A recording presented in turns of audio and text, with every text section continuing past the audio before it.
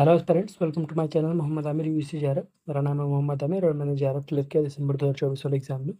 ठीक है, बात करें इस चैनल के बारे में तो इस चैनल पे टू द पॉइंट लेक्चर्स मिलते हैं क्यों क्यूज़ को एनालाइज करने के बाद, और वो लेक्चर्स प्रोवाइड कराए जाते हैं जो एग्जाम ओरिएंटेड है।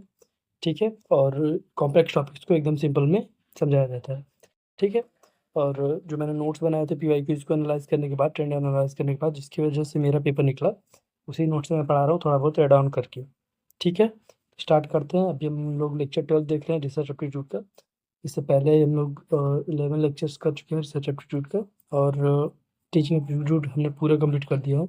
ठीक है, तो ये लेक्चर है thesis writing and research abbreviations. ठीक है, तो थीसिस राइटिंग की बात करते हैं तो थीसिस राइटिंग मतलब जो रिसर्च किया हुआ है तो एक डॉक्यूमेंटेशन करना। ठीक है, मतलब जो रिसर्च है उसको आपको शेयर करना है तो आप किसी कहीं लिख दिए उस रिसर्च को। थीसिस राइटिंग मतलब कि रिसर्च को आप लोग सिंपली लिख दिए हुए हैं, राइट कर दिए हुए हैं, उसी को थीसिस राइटिंग कहते हैं। ठीक है, इसमें 3 सेक्शन होते हैं। थीसिस राइटिंग का एक फॉर्मेट होता है, उसके 3 सेक्शंस होते हैं। पहला होता है प्रिपरेटरी सेक्शन। प्रिपरेटरी सेक्शंस मतलब स्टार्टिंग का सेक्शन, सबसे स्टार्टिंग का पार्ट। ठीक है, उसमें पहला आता है प्रिपरेटरी सेक्शन में, पहला आता है टाइटल पेज। तो टाइटल पेज पे बस नाम होता है, ऑथर का नाम होता है। पहले सबसे पहले टाइटल होगा। ठीक है, फिर ऑथर का नाम होगा, फिर डिपार्टमेंट का नाम होगा, फिर इंस्टीट्यूशंस होगा, फिर डेट होगा। ओके, टाइटल पेज याद रखिए। उसके बाद एब्स्ट्रैक्ट आता है। तो एब्स्ट्रैक्ट बेसिकली एक समरी होता है रिसर्च का, जो कि 150 से 300 वर्ड्स में होता है।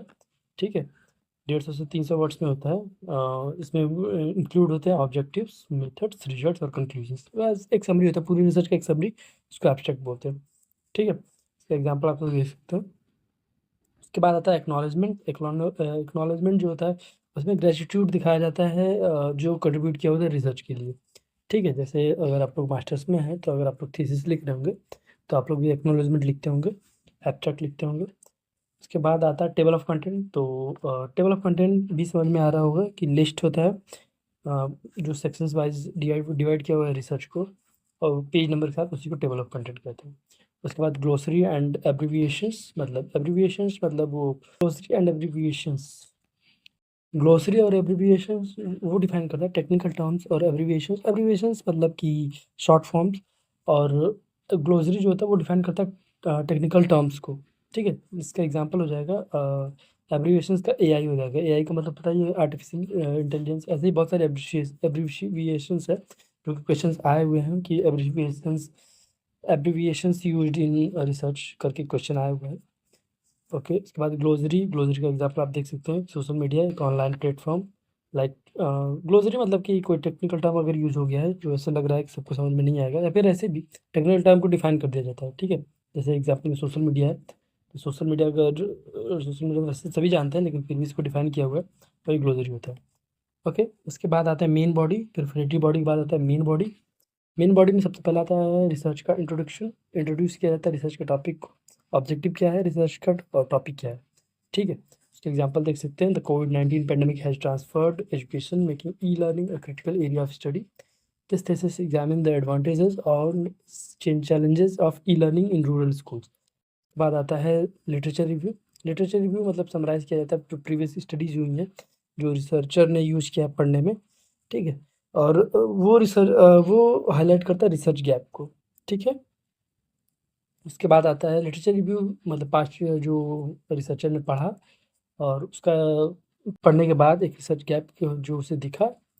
ठीक है, वो बनाया। उसके बाद रिसर्च मेथोडोलॉजी। मेथोडोलॉजी भी कि कौन सी मेथोडोलॉजी यूज़ हुई है, जैसे कि रिसर्च कैसे कंडक्ट किया गया है। ठीक है, या क्वालिटेटिव है, क्वांटिटेटिव है, मिक्स रिसर्च यूज़ हुआ है, एक्सप्लोरेटरी रिसर्च यूज़ हुआ है, जो कि मैं पास्ट में पढ़ा चुका हूँ।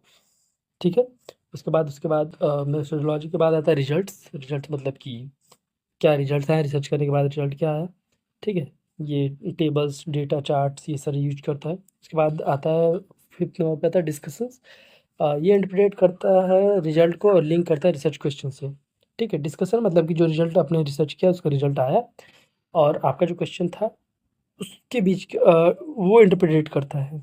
ठीक है, इसके बाद कंक्लूजन मतलब समरी फाइंडिंग्स का, और अगर फ्यूचर रिसर्च भी करना है उसको डायरेक्शन देने के लिए कंक्लूजन भी होता है। ठीक है, इसका मैंने एग्जांपल दे दिया हुआ है।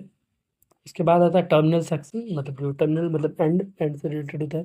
टर्मिनल सेक्शन में क्या होता है, तो 3 सेक्शंस होते हैं। टर्मिनल सेक्शन क्या होता है, रेफरेंसेस या बिब्लियोग्राफी, मतलब रेफरेंसेस मतलब रेफरेंस करना कि किस ऑथर की बुक से मैंने ये चीज़ उठाई, किस आर्टिकल से मैंने ये लिया, ठीक है। ओके, जितने सोर्सेज आपने यूज़ किए हैं सबको, और उसके बाद रेफरेंसिंग का स्टाइल होता है एपीए और एमएलए स्टाइल, ठीक है। 2 स्टाइल्स होते हैं जो कि काफ़ी पॉपुलर है, पूछे भी जाते हैं। उसके बाद अपेंडिसाइजेस, अपेंडिसाइजेस मतलब इसमें सप्लीमेंट्री मटेरियल्स होते हैं, जैसे सर्वे क्वेश्चंस या फिर रा डेटा, ये सारी चीज़ें अपेंडिसाइजेस में आते हैं, अपेंडिक्स बोलते हैं इसको। उसके बाद आता है इंडेक्सेस, इंडेक्सेस ये ऑप्शनल होता है, ऑप्शनल है, अगर आप चाहें तो यूज़ करें, चाहे तो ना यूज़ करें, ठीक है। इसमें ये होता है कि अल्फ़ाबेटिकल लिस्ट होता है जो टॉपिक्स का, जो पेज नंबर वाइज़, ठीक है। इसके बाद आता है एब्रिविएशंस जो यूज़ होते हैं रिसर्च में, वो देख लेते हैं हम लोग। एब्रिविएशंस सिंप्लीफाई रेफरेंसेस इन एकेडमिक राइटिंग, ठीक है। रेफरेंसेस को सिंप्लीफाई करने के लिए यूज़ होता है एब्रिविएशंस, और कुछ कॉमन एब्रिविएशंस हैं जो यूज़ हुए हैं और जो क्वेश्चंस आए हुए हैं वो मैंने लिए हुए हैं, ठीक है। पहला होता है a priori, a priori means it is based on a theoretical reasoning not observation, ठीक है। ए प्रायोरी का मतलब होता है based on theoretical reasoning not observation. उसके बाद सी एफ होता है कॉन्फर, इसका मतलब होता है कंपेयर, इसको बोलते हैं, ठीक है। ये सजेस्ट करता है कंपेयरिंग आइडियाज़ को। कॉन्फर इसका होता है सी एफ का मतलब, और इसका मीनिंग होता है कंपेयर, दो चीज़ों से जब कंपेयर किया जाता है तो उसको सी एफ यूज होता है। जैसे फॉर एग्जाम्पल आप देख सकते हैं कि गुप्ता 2020 के साथ कंपेयर किया गया है। उसके बाद एट एल इसका मतलब होता है एंड अदर्स, ठीक है। ये यूज होता है मल्टीपल ऑथर्स के लिए, ठीक है।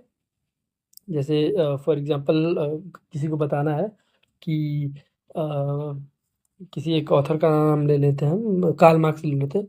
कार्ल मार्क्स एंड अगर 3-4 और ऑथर्स का नाम हमें देना है कार्ल मार्क्स के साथ, जैसे आर्थर डनहम हो गए या फिर हर्बर्ट स्पेंसर हो गए, इन 3-4 लोगों का और देना है, तो हम लोग कह सकते हैं कि मार्क्स एट एल, मतलब मार्क्स एंड अदर्स जो सिमिलर होते हैं ऑथर्स, उनकी जगह यूज होता है एट एल, ठीक है।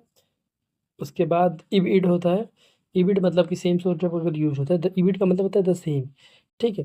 तो अगर अर्लियर कोई सोर्स यूज़ हो चुका है, ठीक है, तो उसके लिए हम इबिड यूज़ करते हैं, ठीक। उसके बाद विज़, विज़ का मतलब होता है नेमली, ये इंट्रोड्यूस करता है स्पेसिफिक एग्जांपल्स, ठीक है। स्पेसिफिक एग्जांपल्स को इंट्रोड्यूस करता है विज़। और उसके बाद ईज़ी तो सबको पता होगा, ई एंड जी, ये फॉर एग्जांपल के लिए यूज़ होता है। उसके बाद आई हो जाए वो दैट इज़ के लिए यूज़ होता है, ठीक है। ये सब तो जो एब्रिविएशंस हैं वो यूज़ होते हैं जनरली, क्लैरिफाइज स्टेटमेंट। और उसके बाद सिस जो होता है वो 10 के लिए यूज़ किया जाता है, ठीक है। सिस जो है वो 10 के लिए यूज़ होता है। तो आप बस इनकी मीनिंग्स भी याद कर लेंगे तब भी काम हो जाएगा, ठीक है। तो ये लेक्चर ख़त्म होता है, लेक्चर 12 भी हमने कंप्लीट कर दिया। और ठीक है, तो इस वीडियो को लाइक करिए, सब्सक्राइब करिए चैनल को और शेयर करिए उस दोस्त